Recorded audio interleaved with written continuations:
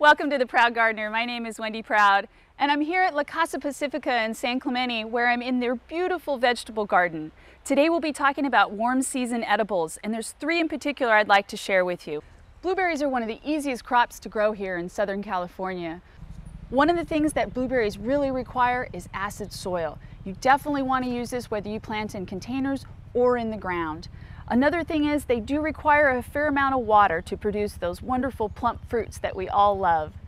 Lastly, you definitely need to use an acid-based fertilizer. Either cottonseed meal or acid fertilizer would be your best option for fertilizing. One of the easiest way to grow blueberries in containers is in these jardiniere pots. These are self-watering pots that are completely a closed unit.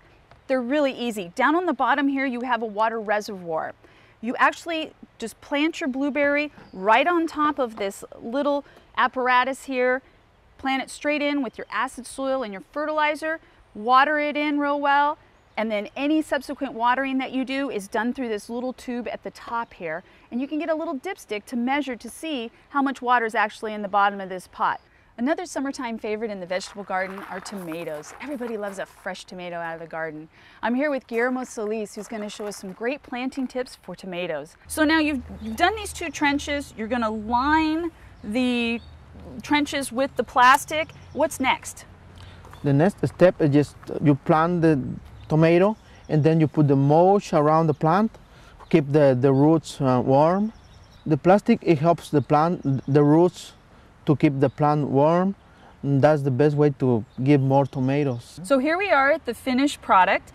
These tomatoes, I understand, were planted about a month ago. Is that correct? A month ago, okay. Right. Okay, and now tell us a little bit, just to remind everybody on the plastic part of it, it's not wrapped around the bottom completely. It's actually open on the bottom. That's right.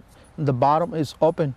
Okay, Yep. And so now tell us a little bit about watering. How would you care for a tomato that's planted like this?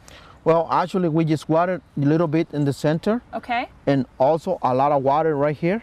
On either side of it? On either side. Okay. Yeah.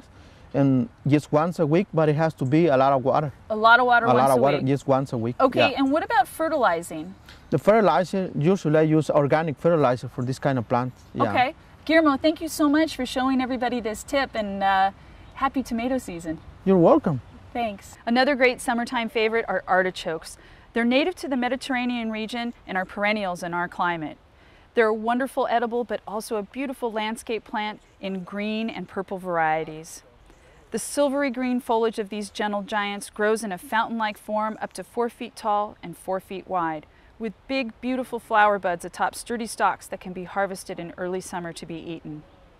The flower buds can also be picked for bold textures in flower arrangements or be used on their own in decorative containers.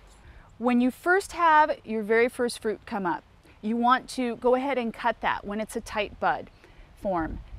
Then you want to go ahead and cut it down a little bit farther to the base of the plant, maybe only about 3 or 4 inches from the actual soil level. What that'll do is stimulate the plant to push up all new foliage from the base and more stalks. More stalks means more fruit. To review this information or any other segments, please visit rogersgardens.com.